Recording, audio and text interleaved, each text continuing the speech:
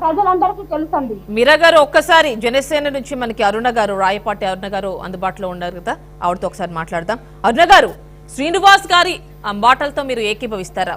ఎందుకంటే రాజకీయంగా కామెంట్స్ చేయొచ్చు, కాకపోతే ఇక్కడ పర్సనల్ గా కామెంట్స్ చేస్తున్నారు. ఒక మహిళపై ఇంత స్థాయిలో ట్రోలింగ్స్ చేయడం అవసరం అంటారా? మీ అభిప్రాయం ఏంటి? మీరు ఇప్పుడు కొత్తగా షర్మిల గారిని మాత్రమే పర్సనల్ గా ట్రోల్ చేయడం చూసినట్టున్నారండి. వైఎస్ఆర్సీపీ దాడికి అత్యధికంగా గురైన మహిళల్లో నేను ఒకదాన్నండి.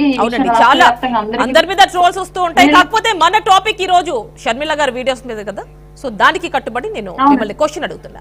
అవునండి, వీళ్ళకి వైఎస్ఆర్సీపీ పార్టీ అనే ఒక పార్టీకి రాజకీయము సంస్థాగతంగా విలువలతో కూడిన విధంగా ఏ విధంగా చేయాలో తెలియకపోబట్టే ఈవెన్ వాళ్ళు మీరు ఒక 4-5 అసెంబ్లీ సమావేశాలు జరిగినాయి అనుకుంటాను. 4-5 అసెంబ్లీ సమావేశాలు మీరు కనుక గమనించినట్లయితే ఏ అసెంబ్లీ సమావేశంలో కూడా ప్రజలకు సంబంధించిన అంశాల మీద జరిగే చర్చ కన్నా కూడా ప్రతిపక్ష పార్టీల నాయకుల యొక్క వ్యక్తిగత జీవితాల మీద, వాళ్ళు మాట్లాడిన మాటల మీద, వాళ్ళ జీవిత విషయాల మీద మాత్రమే ఎక్కువ చర్చలు అసెంబ్లీ సాక్షిగా జరిగి ప్రజాధనాన్ని వేల కోట్ల రూపాయలు దుర్వినియోగం చేయబడింది ఆ అసెంబ్లీలో వీళ్ళందరికీ జీతాల రూపంలో, మెయింటెనెన్స్ రూపంలో.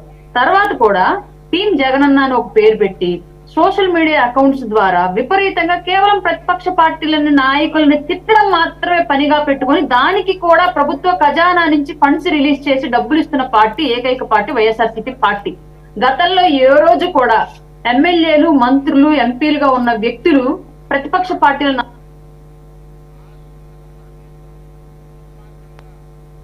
వినిపిస్తోందండి నా వాయిస్? ఓకేనండి, వినిపిస్తోంది. ప్రతిపక్ష పార్టీల నాయకులు రాజకీయంగా కాకుండా వ్యక్తిగత దూషణలకు, బూతులకు దిగడం అనేది మనం ఎప్పుడు చూడాలి. నాకైతే నా వయసు ఇప్పుడు 33 సంవత్సరాలు, ఇప్పటి వరకు నేను చూడలేదండి. నాకు ఊహ తెలిసిన దగ్గర నుంచి ఇట్లాంటి భావజాలం అనేది రాజకీయాలు, ఆంధ్ర రాష్ట్ర రాజకీయాలు నేను చూడలే.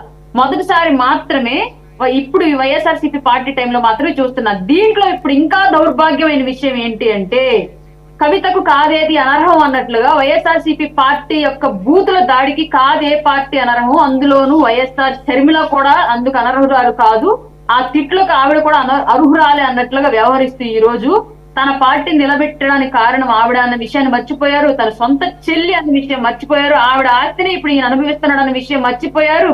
ఆవిడ ఒక పార్టీకి అధ్యక్షురాలుగా ఉన్నారన్న విషయం మర్చిపోయారు.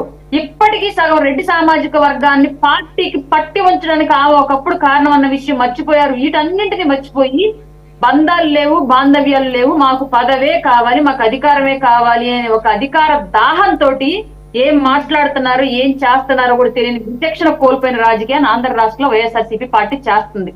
దాంట్లో భాగంగానే రాజకీయాలకు అతీతంగా గతంలో ఎన్నడూ కనీ వినియరుగని రీతిలో ఒక పార్టీ సభలో ప్రతిపక్ష పార్టీ నాయకుల యొక్క బొమ్మలను పెట్టి తగలబెట్టించి, కొట్టించి, ముక్కలు చేయించాలంటే పైశాచిక చర్యలకు దిగబడింది వైఎస్ఆర్సీపీ పార్టీ.